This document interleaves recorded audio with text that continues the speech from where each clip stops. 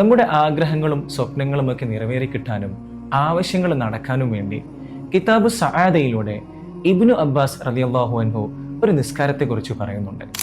ആ നിസ്കാരത്തിന്റെ രൂപം എങ്ങനെയാണ്? 4 റക്അത്തുള്ള നിസ്കാരമാണ്. ഒന്നാമത്തെ റക്അത്തിൽ ഫാത്തിഹയ്ക്ക് ശേഷം സൂറത്തുൽ ഇഖ്ലാസ് അഥവാ ഖുൽ ഹുവല്ലാഹു അഹദ് എന്ന് തുടങ്ങുന്ന സൂറത്ത് 10 തവണ ഓതുക.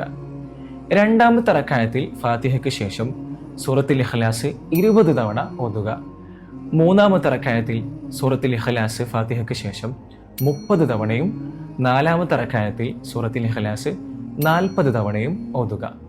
അങ്ങനെ സലാം വീട്ടി നിസ്കാരത്തിന് ശേഷമുള്ള ആ ഇരുത്തത്തിൽ 70 തവണ കൂടി സൂറത്തുൽ ഇഖ്ലാസ് പാരായണം ചെയ്യുക. അതിനുശേഷം 70 തവണ മുത്ത് റസൂൽ സല്ലല്ലാഹു അലൈഹി വസല്ലമ തങ്ങളുടെ മേൽ സലാത്ത് ചൊല്ലുക. എന്നിട്ട് ലാ ഹൗല വലാ ഖുവത ഇല്ലാ ബില്ലാഹിൽ അലിയുൽ അദീം എന്ന ദിക്ർ കൂടി 70 തവണ ചൊല്ലുക.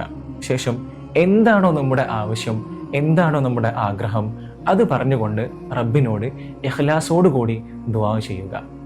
ഇൻഷാ അല്ലാഹ് നമ്മുടെ ആഗ്രഹം എന്ത് തന്നെയായാലും ഈ നിസ്കാരം നിർവഹിച്ചതിന് ശേഷം മേൽ പറയപ്പെട്ട ദിക്റുകളൊക്കെ ചൊല്ലി ആത്മാർത്ഥമായി റബ്ബിനോട് ദുആ ചെയ്താൽ തീർച്ചയായും നമ്മുടെ ആഗ്രഹം നടന്നിരിക്കും.